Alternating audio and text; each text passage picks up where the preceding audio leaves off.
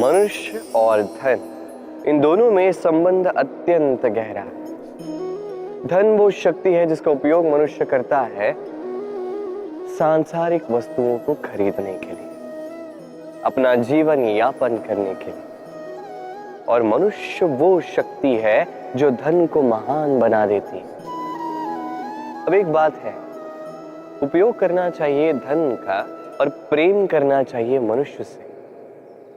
ये बात अधिकतर लोग समझ नहीं पाते। लोग यही सबसे बड़ी भूल कर बैठते हैं।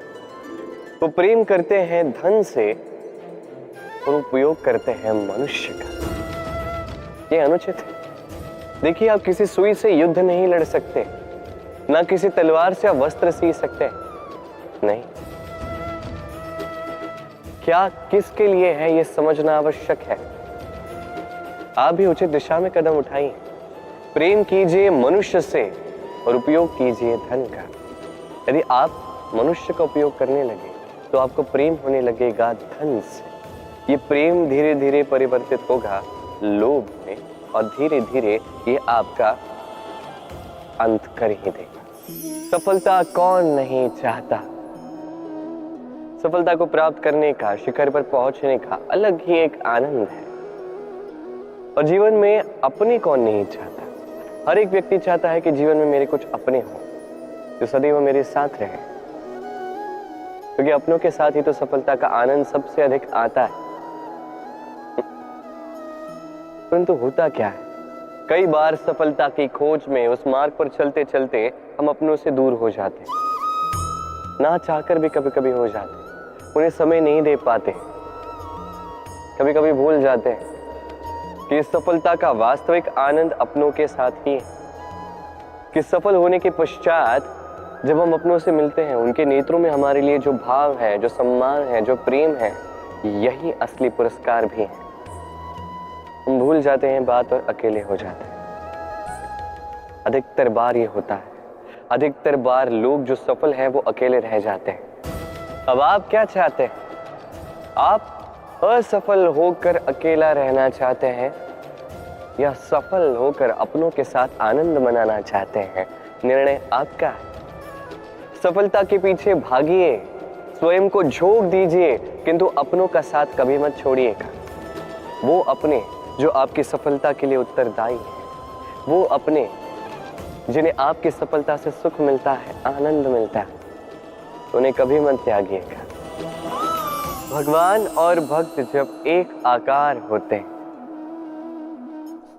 जब भक्त अपने भगवान की ओर, अपने जीवन के उद्देश्य की ओर पूर्णतः समर्पित होता है, तब जन्म लेती है भक्ति। अब संसार में सारी आशाएं भले ही आपका साथ क्यों ना छोड़ दें, ये भक्ति आपके साथ रहेगी। भक्त और भगवान जब एक आकार हो जाते हैं तो उनमें कोई अंतर नहीं रहता। वो एक हो जाते हैं, एक व्यक्तित्व, एक अस्तित्व। इसलिए कभी भी जीवन में, किसी भी रूप में, किसी भी प्रकार में, किसी भी ईश्वर को मानिए, मन में श्रद्धा जागृत कीजिए, इस भक्ति को जागृत कीजिए। संसार में भले ही सब कुछ आपको छोड़ के चला जाए, तब भी ये भक्ति केवल आपका उत्थान ही करे। तो मन में इस भक्ति को जगाइए। शब्द ही शून्य, शब्द ही आरंभ, शब्द ही अंत भी, शब्द ही अमर है, शब्द ही भ्रम भी। ये शब्द अत्यंत विशेष है। किसी रोते को हंसा देते हैं, किसी हंसते को रुला देते हैं, किसी के मन में ऊर्जा जागृत करते हैं तो किसी के मन को कांटा बनकर चुभ जाते हैं। एक अत्यंत महत्वपूर्ण बात है जो समझना अत्यंत आवश्यक है। आपका मन, आपका हृदय कितना भी शुद्ध क्यों ना हो, कितना भी पवित्र क्यों ना हो, आपकी विचारधारा कितनी भी स्पष्ट क्यों ना हो, यदि आपकी वाणी पवित्र नहीं, यदि आपके शब्द शुद्ध नहीं, तो ये आपको आपके कर्मफल को भोगने पर विवश कर ही देते हैं। एक सरल सा उदाहरण देता हूं। आपके जीवन में कोई ऐसा होगा जो आपको नहीं भाता, जो कदाचित अधर्मी होगा, जो कदाचित नीच बुद्धि वाला होगा, परंतु उसे अपशब्द कह देने से उसमें परिवर्तन तो नहीं आता। उसकी मानसिकता तो नहीं बदलती, बस मन में प्रतिकार की भावना जागती है, द्वेष की भावना जागती है और कुछ नहीं। इसलिए इन शब्दों पर नियंत्रण रखिए, इस वाणी पर नियंत्रण रखिए। श्रेष्ठ से श्रेष्ठ व्यक्ति को भी सावधान रहना पड़ता है, क्योंकि यदि इन शब्दों का प्रयोग उचित ना हुआ तो आजीवन निशब्द होकर रह जाते हैं लोग। वरदान और श्राप, ये दोनों एक ही सिक्के के दो पहलू हैं। ये वरदान हमें कई कारणों से मिलता है, कभी हमारे परिश्रम के कारण, कभी तपस्या के कारण, कभी हमारे पुरखों के परिश्रम और तपस्या के कारण। परंतु ये वरदान कब तक वरदान ही रहेगा, ये हम निश्चित नहीं करते। ये निश्चित करते हैं केवल हमारे कर्म।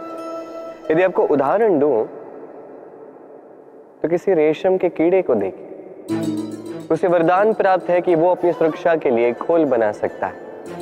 अब वो उसमें इतना मधांध हो जाता है कि वो एक ऐसा खोल बना देता है जिसमें स्वयं ही गिरता है, दबकर मर जाता है। इसका तात्पर्य क्या है? तात्पर्य सरल है। गर्व करना ठीक है, किंतु अहंकार करना बिल्कुल ठीक नहीं।